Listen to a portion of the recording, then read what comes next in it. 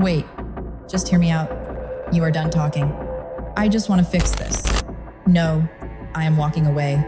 Goodbye. Damn it. Focus on this man's face.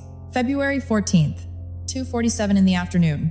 Corner of 5th and 42nd Street, Manhattan. He is holding a pink rose.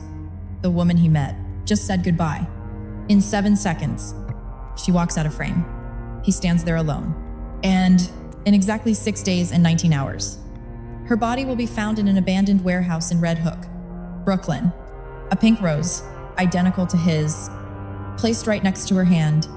Everyone asked, did he kill her? Wrong.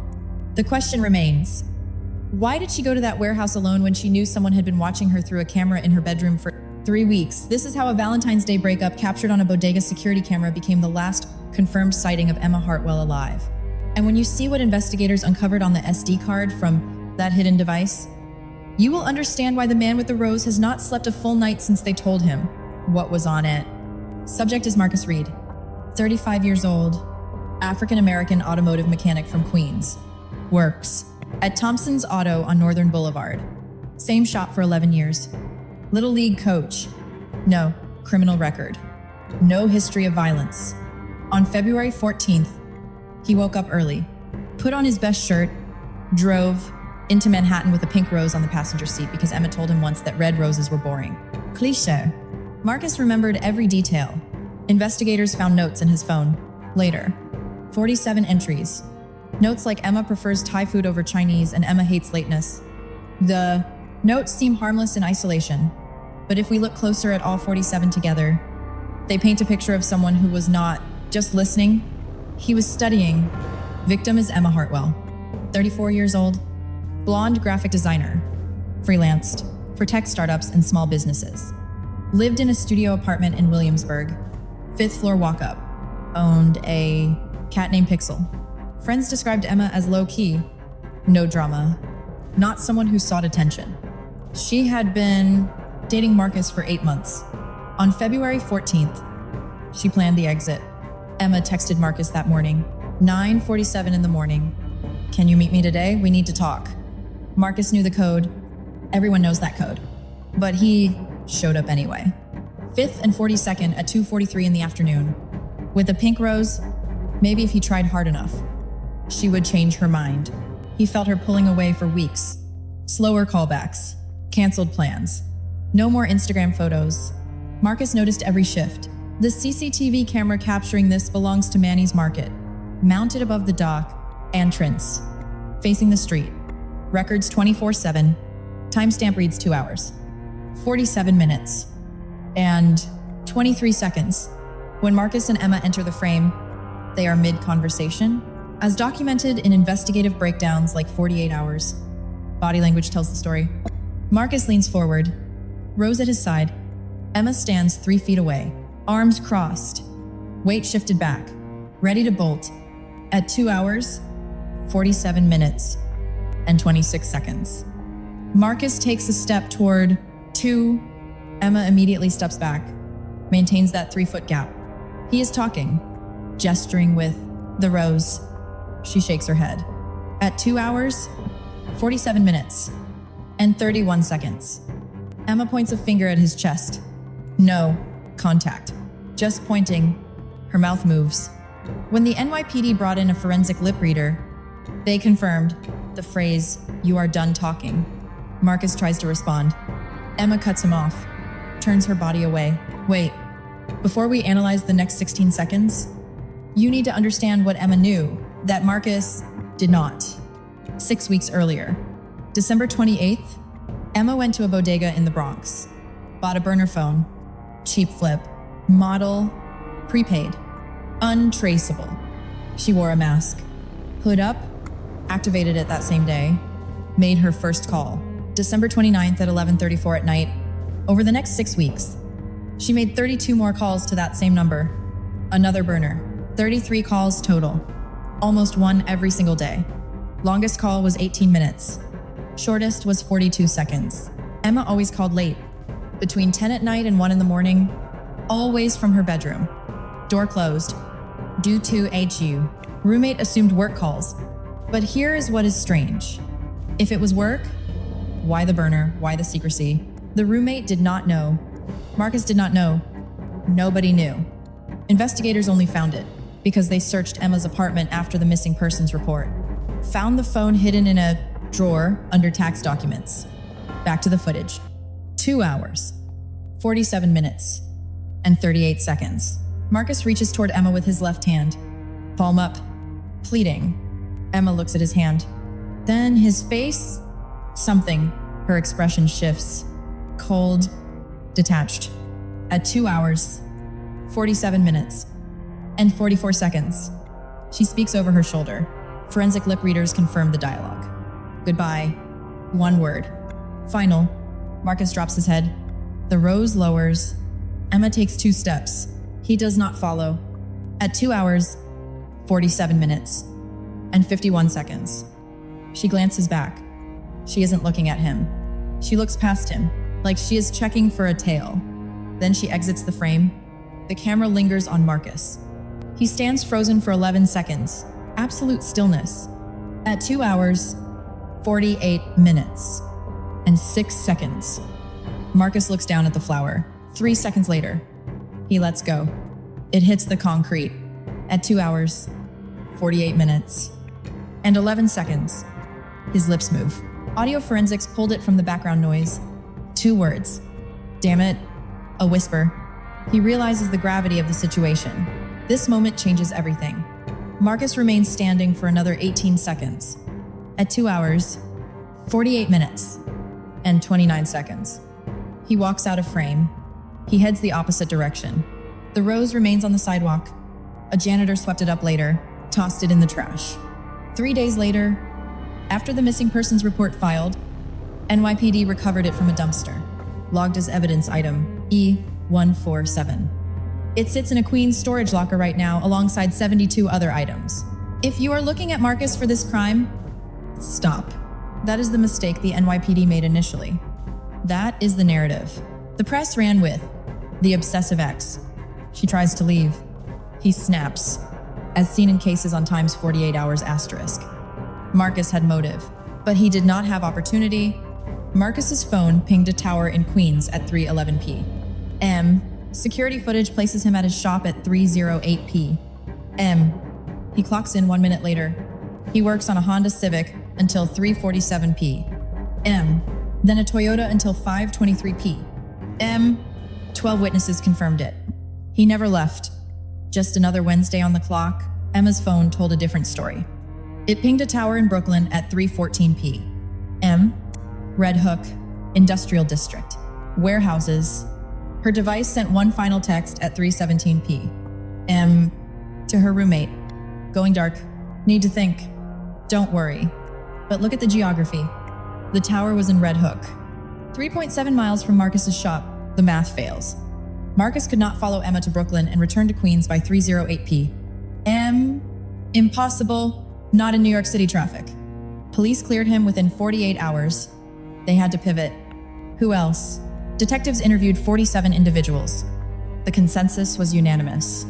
Emma lived a drama-free life.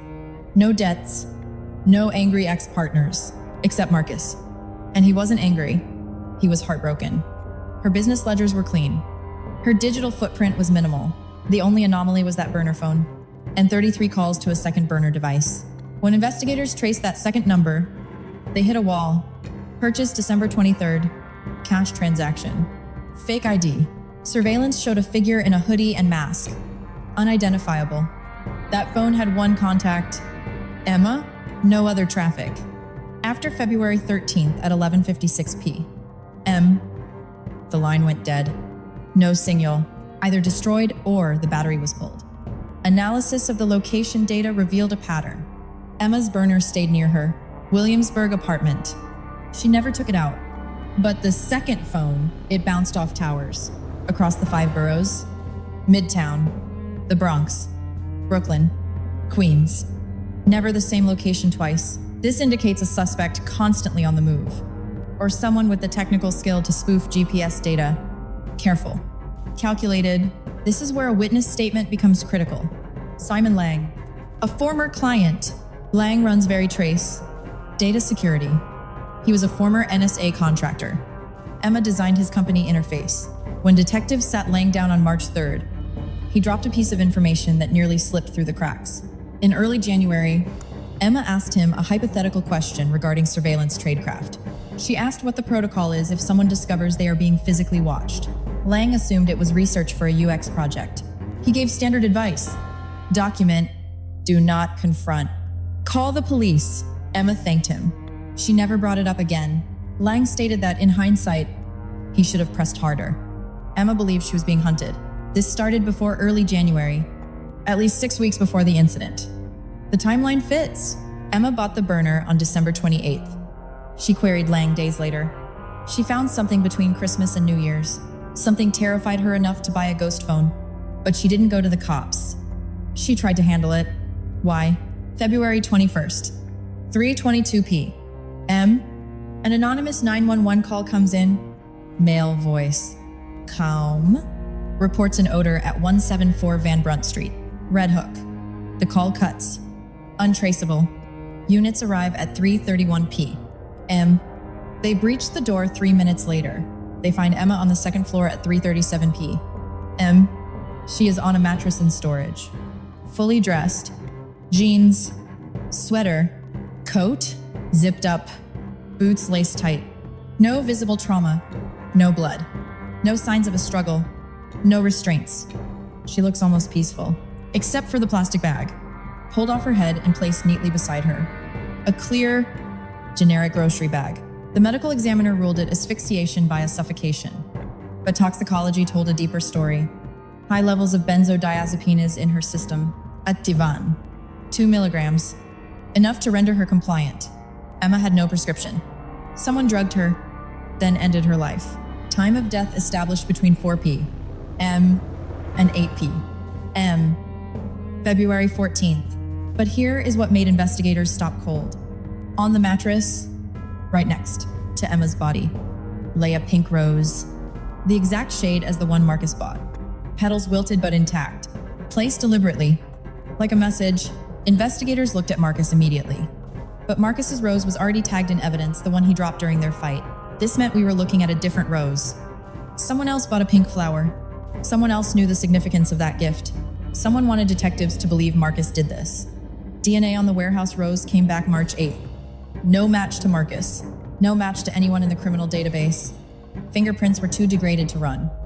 A dead end. Police questioned Marcus on February 22nd. Regardless, 6 hours in the box? He stuck to his timeline. Never saw Emma after the argument. Did not know about the Red Hook location. Never stepped foot in that warehouse. Investigators slid the crime scene photos across the table. The rose. Marcus broke down.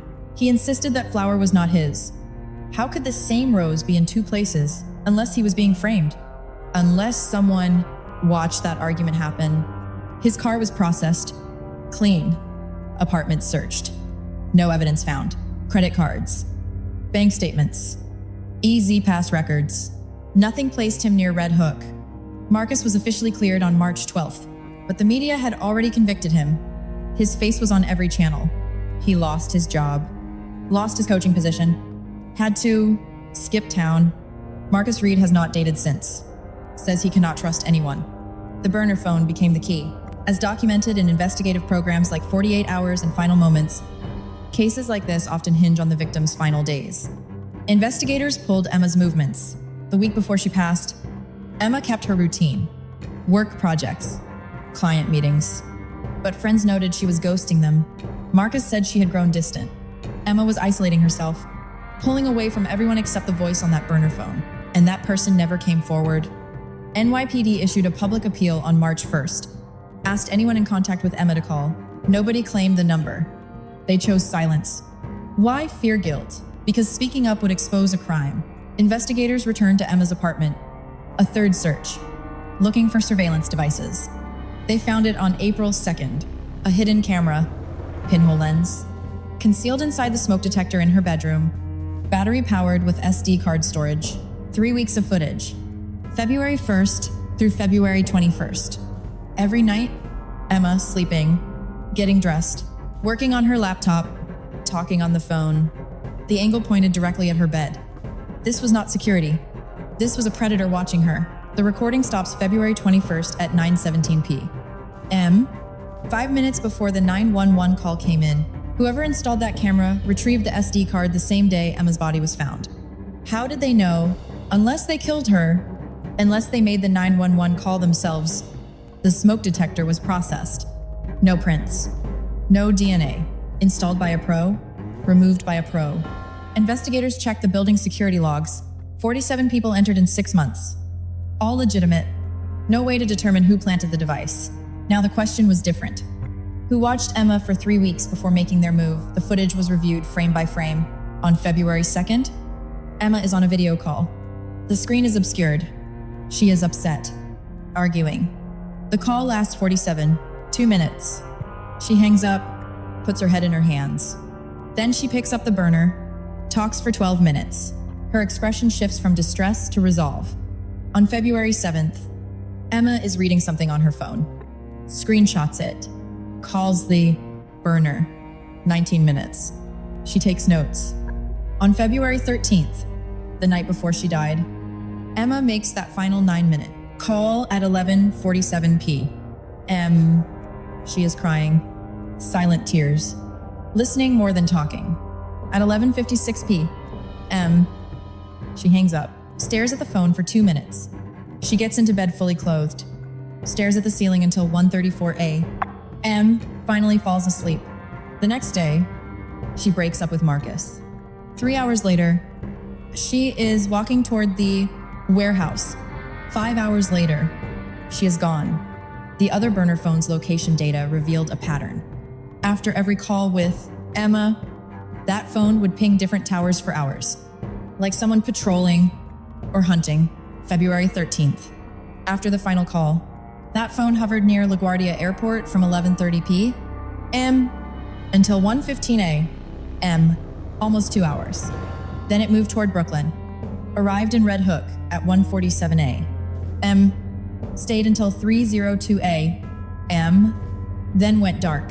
The timeline suggests whoever Emma was talking to went to the warehouse hours before she arrived, set the stage, prepared, brought the drugs, brought the plastic bag, brought the pink rose, then waited. Traffic cameras caught Emma on Van Brunt, 3:09 p.m., February 14th. The street, alone, walking with purpose, shoulders back, no fear. She looks like she knows exactly where she is going, like she is expected. The warehouse is 4 blocks from that lens, a 6-minute walk. Emma arrived at approximately 3:15 p.m. Time of death established between 4 p.m. and 8 p.m. She was inside that building, alive, for at least 45 minutes. Perhaps 4 hours. Toxicology confirms the benzodiazepine takes 20 to 30 minutes to take effect. Emma ingested the drugs. No signs of force. She took them voluntarily. Then came the drowsiness. Compliance. Someone placed a bag over her head, held it for 2 to 3 minutes. Removed it. Positioned the body, placed the rose near her hand. Left. 7 days later, they called 911. They ensured she was found. Insured. Suspicion fell on Marcus. 3 months later, no arrests, no named suspects. The case is technically open, but resources have shifted. As documented in investigative programs like 48 Hours and Final Moments, cases like this often stall here. Emma's memorial was April 18th. Marcus did not attend. Emma's mother gave a statement. Quote, "Whoever took Emma is still walking free." She admits she replays that security footage daily. Wonders what might have happened if Emma had stayed with Marcus instead of heading to Red Hook. Would she be here today, or was she a dead woman the moment she purchased? That burner phone Simon Lang sat for an interview May 2nd. Stated Emma's case haunts him. Said if she had come to him directly, he could have intervened, swept her apartment. But she only asked in hypotheticals. He notes the tech community has been on edge since. People checking vents for cameras, buying disposable phones, wondering if the person they are emailing is plotting their murder. Because if Emma, who was sharp, who asked the right questions, who tried to shield herself, still ended up dead, what chance does anyone have? Marcus still keeps the footage on his phone, watches it in the dead of night, Counts the seconds between Emma walking away and the moment he dropped the rose. 11 seconds. He says the worst part isn't the public believing he killed her. The worst part is knowing the killer used him. Used his grief. Used the rose. Used everything to construct a perfect cover. He wonders if Emma knew. If that final look meant she knew eyes were watching. Knew Marcus would be the fall guy. And she walked away anyway. Because whatever waited in Red Hook was worse than letting Marcus take the blame. This implies a relationship. The person on that burner phone, Emma, either cared for them more than Marcus, feared them more, or owed them, a debt she could not refuse. Emma's roommate vacated the apartment 2 weeks after the memorial, stated she could not sleep, knowing someone watched through a lens, wondered if other cameras existed, questioning if she was ever safe. She moved to Ohio, deleted social media, changed her number. Emma's cat went to her aunt. The Williamsburg apartment was leased again in June. The new tenant is oblivious. The question isn't who killed Emma Hartwell. The real question is, who did Emma fear enough to buy a burner phone, contact 33 times, and walk alone into an abandoned warehouse believing she had no other option until that individual is identified? Every freelancer in Brooklyn, working from home, taking late night calls, has to wonder if they are next. If someone is watching through their smoke detector right now, if the next client meeting is a setup, if trust is a liability, or if Emma's murder proves we are all one 9-minute phone call away from a warehouse floor with a pink rose and no justice. If you work in tech and someone asks about surveillance, do not treat it as a hypothetical. If someone gets a burner phone, ask why. If you are being watched, do not handle it alone. Emma did everything right. Noticed surveillance, asked questions, made plans, met Marcus publicly, tried to handle it quietly, and she still died. The person who ended her life is still out there, still has that footage, or destroyed it, still knows they got away with it, still knows Marcus took the blame publicly, still knows February 14th at 11:47 p.m. was the last time Emma trusted someone enough to cry while speaking to them. So, when you park in the same spot every day, when you follow the same routine, when you trust that smoke detector, ask yourself, would you notice if someone was watching? Would you know what to do? Or would you end up like Emma walking toward a warehouse, thinking you had a plan, not realizing the person you had been calling for help was the person planning your death all along?